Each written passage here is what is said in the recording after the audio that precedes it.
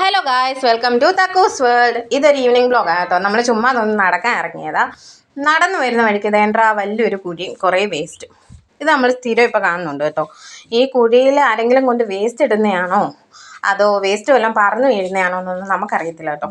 നമ്മൾ അവിടെ നിന്ന് നടന്ന് റോഡയിലെത്തിയപ്പം റോഡയിൽ എന്നും ഇല്ലാത്ത തിരക്ക്. സാധാരണ ഞായറാഴ്ച ദിവസം ഇങ്ങനത്തെ തിരക്കൊക്കെ വരുന്നത്. ഇന്നെന്താ ഇങ്ങനത്തെ തിരക്കെന്ന് അറിയത്തില്ല കേട്ടോ. പിന്നെ നമ്മൾ അവിടെ നിന്ന് നടക്കുവാണ്.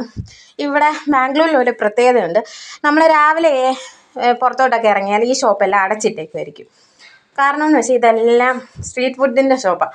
ഇതെല്ലാം ഒരു 6 മണി, ഒരു 5:30 സമയമൊക്കെ ആകുമ്പോൾ ഇതെല്ലാം പതിയെ തുറക്കും.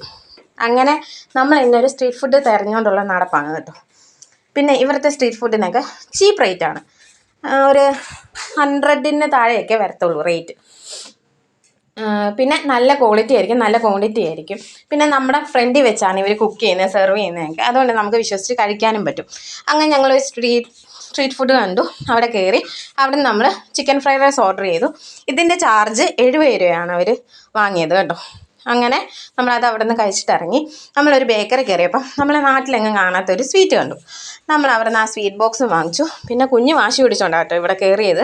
കുഞ്ഞിന് ചോക്ലേറ്റ് വേണമെന്ന് പറഞ്ഞ് അങ്ങനെ കുഞ്ഞിന് ചോക്ലേറ്റും വാങ്ങിച്ച് നമ്മൾ അവിടെ നിന്ന് പതിയെ ഇറങ്ങി. ഞാൻ പറഞ്ഞില്ലേ, ഈവനിങ് ആകുമ്പോൾ ഒരുപാട് കട തുറക്കും, ഭയങ്കര ആൾത്തിരക്കായിരിക്കും. മീൻ കട, ഫ്രൂട്ട്സ് കട, പിന്നെ മീൻ വെട്ടി വറുത്ത് നമ്മൾ അവിടെ വെച്ച് തന്നെ കഴിക്കുന്ന കട, അങ്ങനത്തെയൊക്കെ കടകൾ. തിരിച്ച് നമ്മൾ ഫ്ലാറ്റിൽ വന്നു. ഇതാണ് ഞാൻ പറഞ്ഞ സ്വീറ്റ്സ് കേട്ടോ. ഈ സ്വീറ്റ് നല്ല അടിപൊളിയായിരുന്നു കഴിക്കാനായിട്ട്. ഇന്നത്തെ വീഡിയോ അത്രേ ഉള്ളൂ.